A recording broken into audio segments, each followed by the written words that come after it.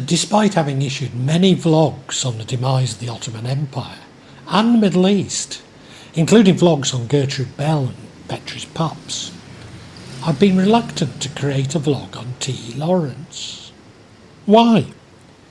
After all, following the release of David Lean's masterpiece, although I still prefer Gone to Earth, I donned one of my mother's oversized dresses, sandals, blusher on my body to resemble a tan, and the ubiquitous dishcloth on my head, winning a prize at the Village Fete for my portrayal of Lawrence, rather than my nascent transvestism. Then, nearly 40 years later, emerging from Wadi Rum to enter Aqa'ba, although without the danger and privations of Lawrence. Well, T. Lawrence is such a popular celebrity. So much has been written about him, often somewhat conflicting and contradictory. Even a cursory look at the life of T. Lawrence, and it becomes apparent that everything needs to be meticulously checked. Whilst Lawrence was his name, his father was an Anglo-Irish noble named Chapman, whilst his mother had been in the service of the Lawrence family. Lawrence's mother, a former governess to the family, and father never married. Thus Lawrence is an assumed name. Later he assumed the name of T. Shaw, and maybe in recognition of a friendship with George Bernard Shaw. So was he Anglo-Irish?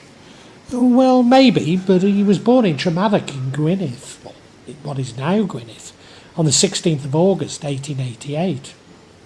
Surely, like Peter O'Toole, he was tall and blonde.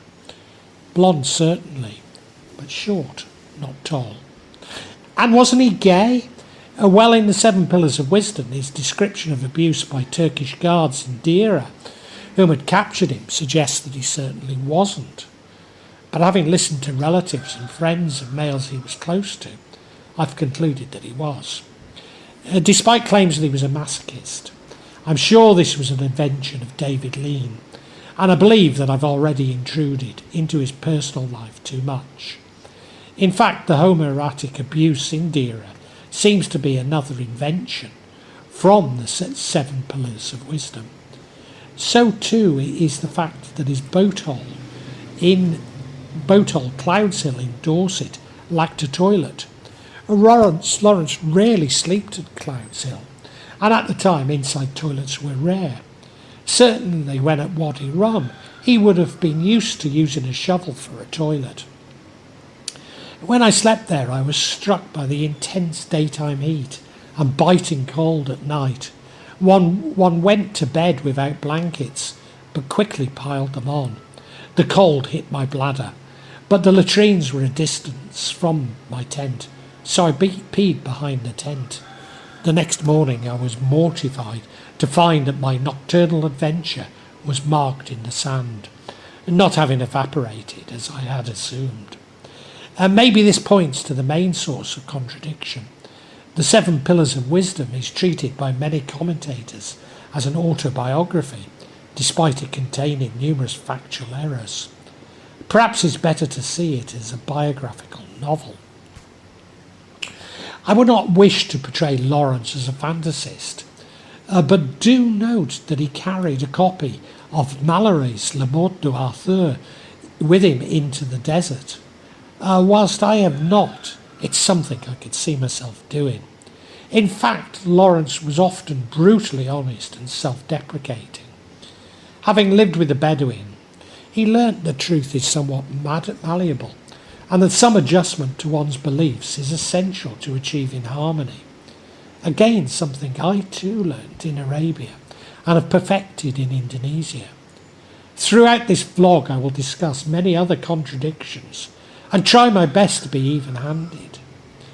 Yes, Lawrence was a hero, and a hero of mine, but I find myself unmoved to eulogise or defend him, but then have no desire to diminish his memory.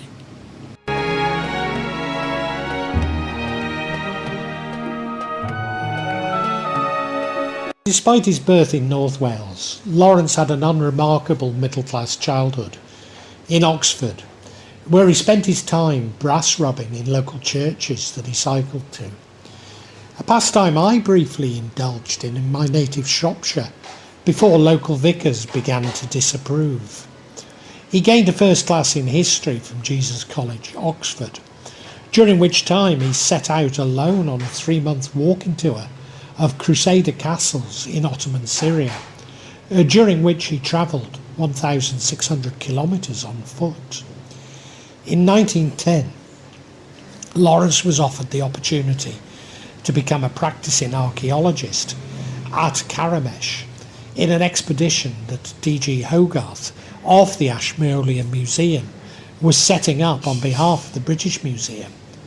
This brought him into regular contact with German archaeologists, and during which time he met with Gertrude Bell. Later he would work with Sir Flinders Petrie, although was not really considered one of his pups.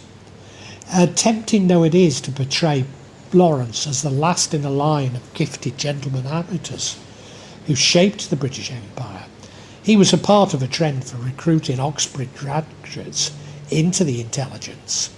In 1914, Lawrence was co-opted by the British military as an archaeologist as a cover for British military survey of the Negev desert. They were funded by the Palestine Exploration Fund to search for an area referred to in the Bible as the Wilderness of Zin, and they made an archaeological survey of the Negev desert along the way. Following the outbreak of hostilities in August 1914, Lawrence did not immediately enlist in the British Army. He held back until October on the advice of S.F. Newcombe, when he was commissioned on the general list as a temporary second lieutenant interpreter. In fact, he was probably too short to enlist directly. Before the end of the year, he was recruited by his old mentor, Lieutenant Commander Hogarth, to the new Arab Bureau Intelligence Unit in Cairo, and he arrived in Cairo on the 15th of December 1914, although maybe his recruitment was before, as Karamesh was strategically important to the construction of the Baghdad Railway, which connected Berlin to the oil fields of Mesopotamia. At the Arab Bureau, Lawrence supervised the preparation of maps, produced a daily bulletin for the British generals and operating in the theatre, and interviewed prisoners.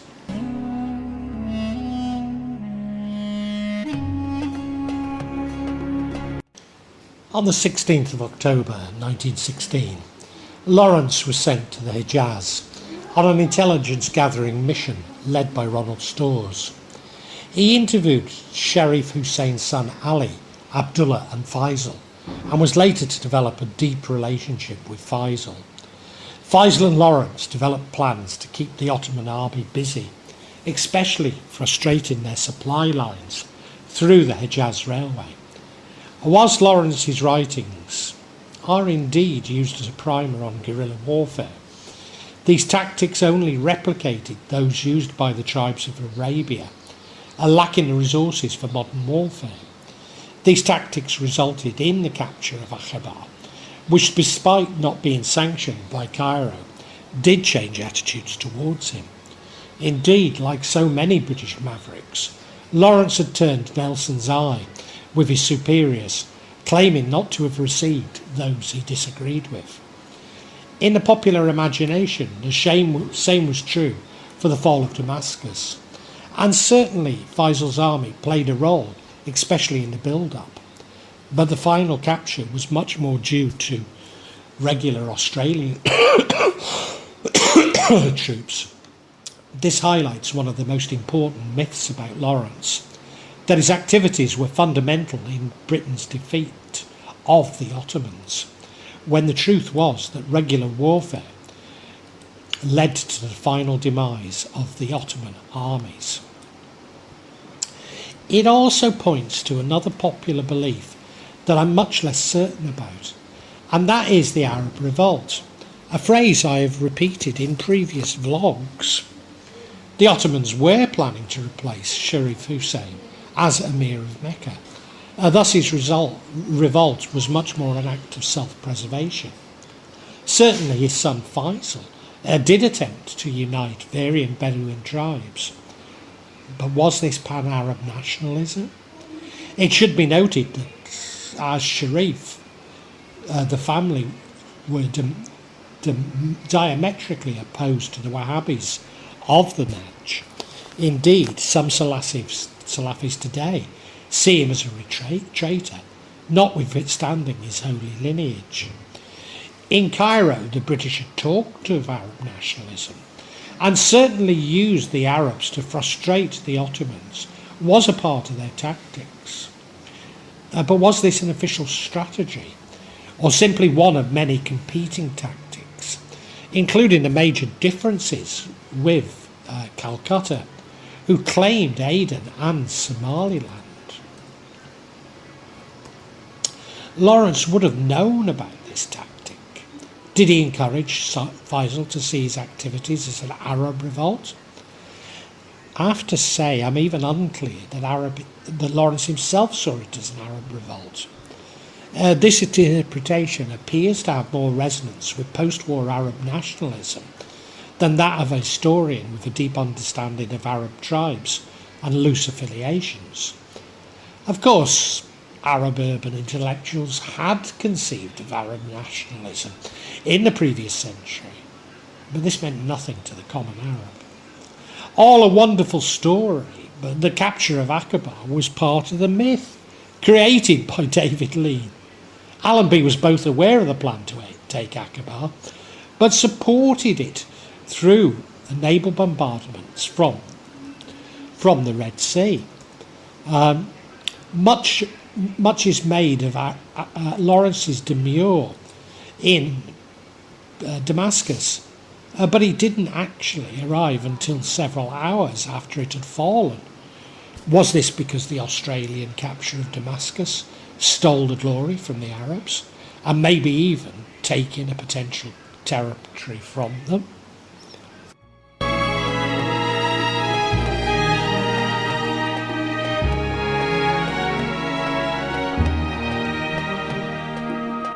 Many suggest that he was suffering from post-traumatic stress syndrome, and I'm sure that he was exhausted, as photos from the time suggest.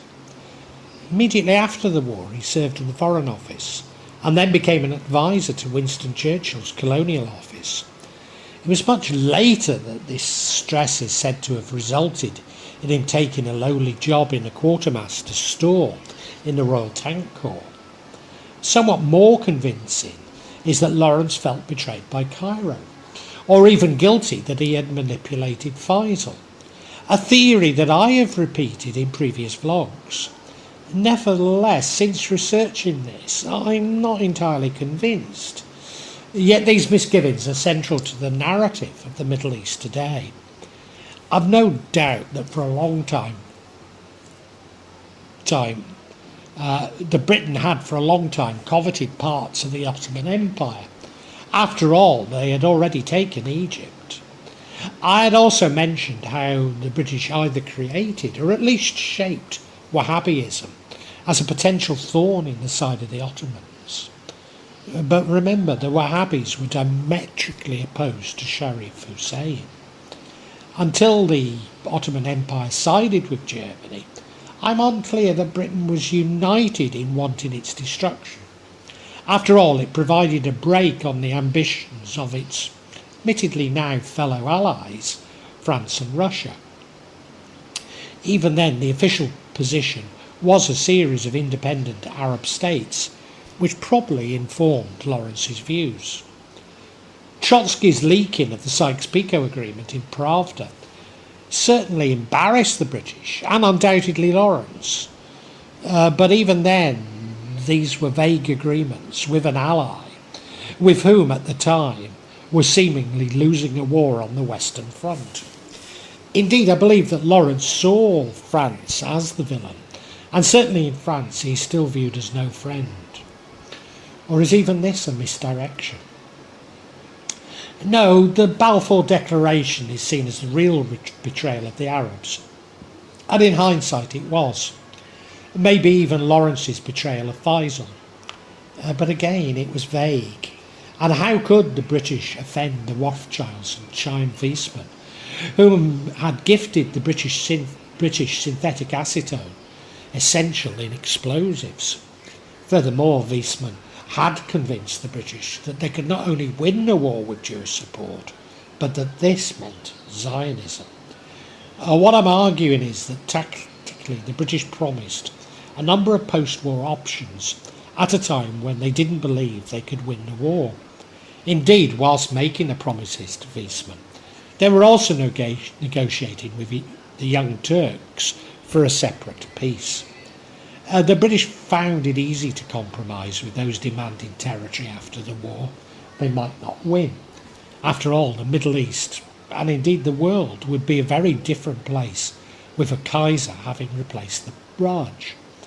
But what the British could not do was to steer a compromise through these competing interests.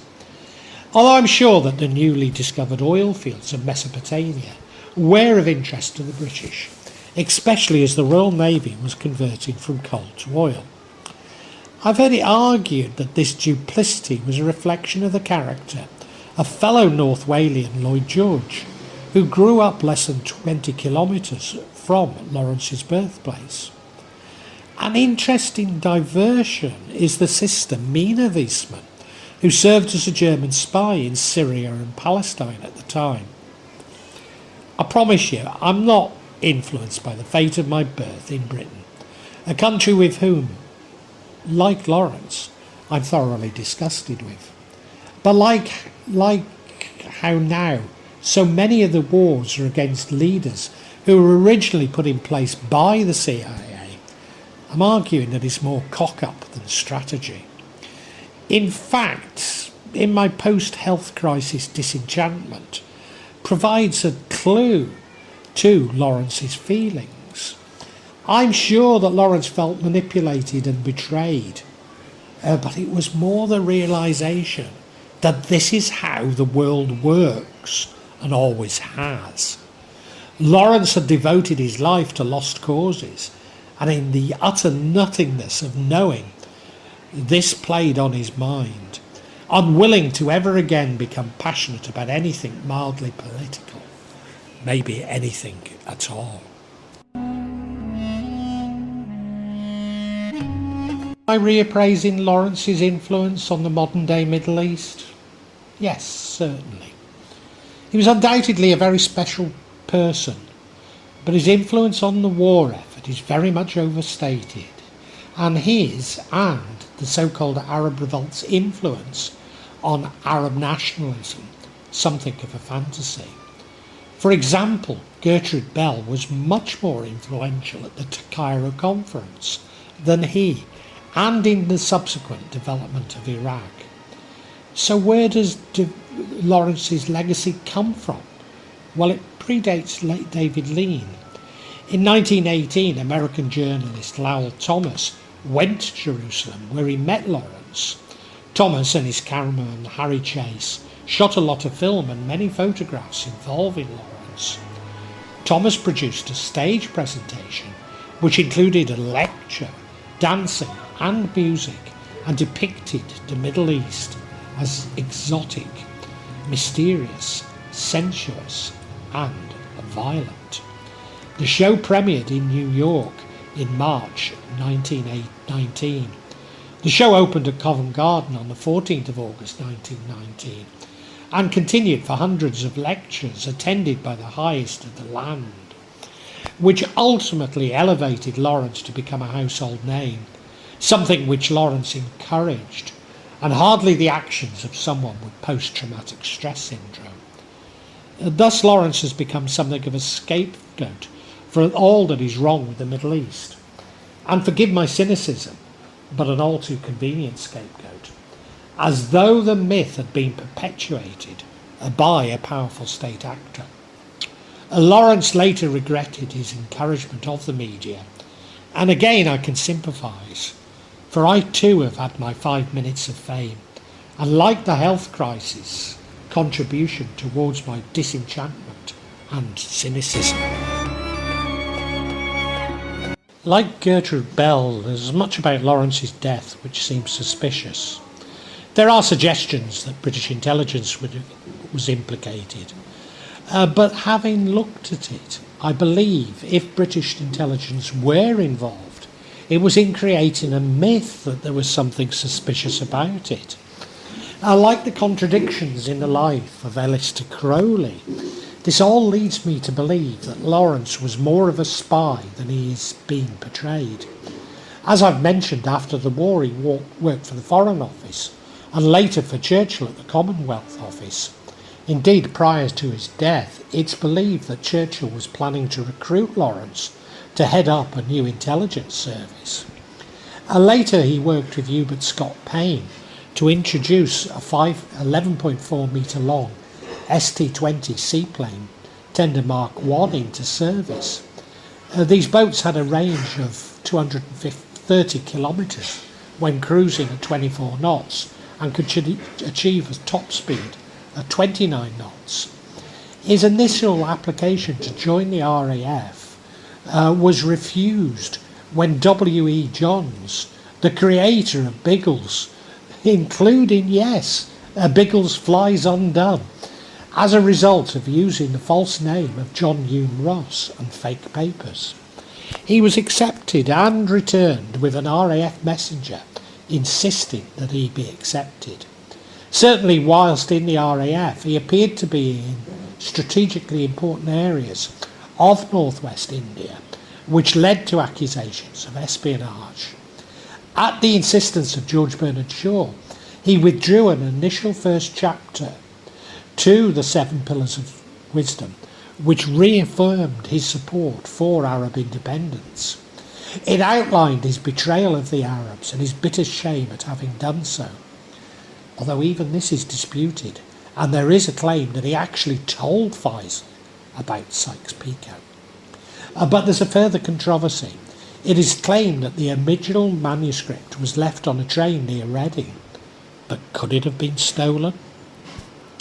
Nevertheless, in January 1919, on the eve of the press conference, Lawrence had engineered an agreement between Faisal and Wiesmann. In return for Zionist support for Faisal-led Syria, Faisal would support increased Jewish emigration into Palestine, tactically recognising a future Jewish state in the region. Unlike Crowley, there's no myth that Lawrence died in poverty, but by the same token he didn't appear to be that affluent. So if I am right about his deeper links to intelligence, he was more Le Carré's than Fleming's spy. Indeed, if I am correct that his role in intelligence was greater than he is credited with, or even that he was a target for other intelligence services, I doubt if we will ever learn who the real Lawrence was. And just maybe it's better to hang on to David Lean's Lawrence than the other conceits.